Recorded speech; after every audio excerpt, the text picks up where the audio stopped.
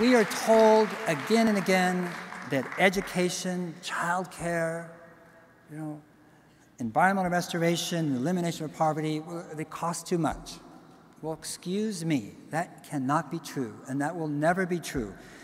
Rather, we live in a time when harm is too darn cheap. And that's what's going on here, right? So it has never been too expensive to educate a child. We heard the data. You can send somebody to Harvard University for the same cost in California than it does to imprison them, right? This is brilliant thinking. When I am asked if I am pessimistic or optimistic about the future, I always give the same answer, which is if you look at the scientific data and you're not pessimistic, then you don't understand the data, okay? But if you meet the people who are working to restore the earth and the lives of the poor, and you aren't optimistic, then you haven't got a pulse. So, what we see everywhere in the world are extraordinary people willing to confront despair, power, and incalculable odds again and again in order to restore some semblance of grace and justice and beauty to this world. I mean, essentially, humanity is reimagining what it means to be a human being. And the action is taking place in the schoolrooms and farms and jungles and slums, favelas, campuses, communities, refugee camps, deserts, fisheries, everywhere.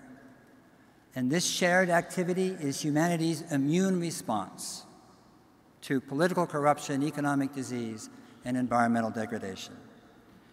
In no small part, due to modern technology, individuals and organizations are associating, they're hooking up, they are reassembling into this mosaic of activity that you comprise as if we were solving a jigsaw puzzle without ever having seen the box.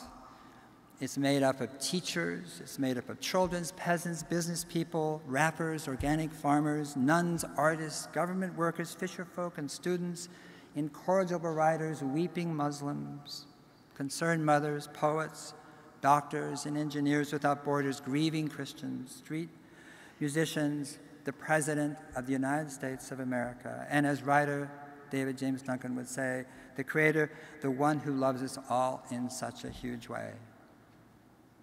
Now, this movement is big, and I'd like to show you, run a small tape for you, and to give you some sense of the dimension of a movement of which you are a part. And what you see here is a list of organizations.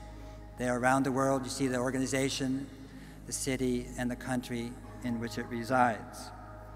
Now, to give you some sense of how big this movement is, imagine we started running this when the conference started on Monday morning, just after Michelle Obama spoke.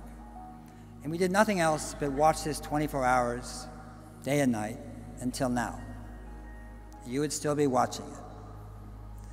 And you would have to stay here until next Monday morning, a whole week, and you still would not have seen the names of all the organizations in the world that are your kith and kin and your brothers and sisters who are here to restore justice and grace and beauty to this earth. But after that week, I would come out here and say, you know, you got to stay here another week. And after that week, I would come out and say, no, you have to stay another week.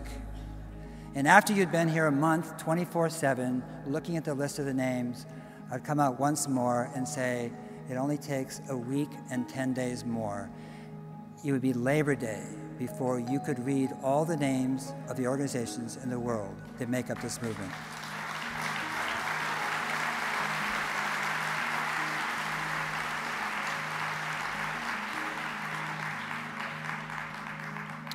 And we don't see it. It's not recognized.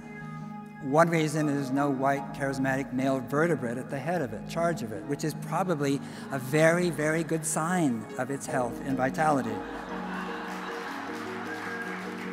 There is no center, there is no spokesperson. It's in every country, city, and earth. It's in every tribe and race and culture and ethnic group of the world. And as I said, what you see is your kin. These are your sisters and brothers. You may not know them, and they may not know you. but they're cultivating innovative and sometimes brilliant technologies, social ones, to return people back to the heart of the world and life on Earth. Now, what I did here is speed it up for you so you can have that drink. So, we are here, we are here, and they are there because we cherish life.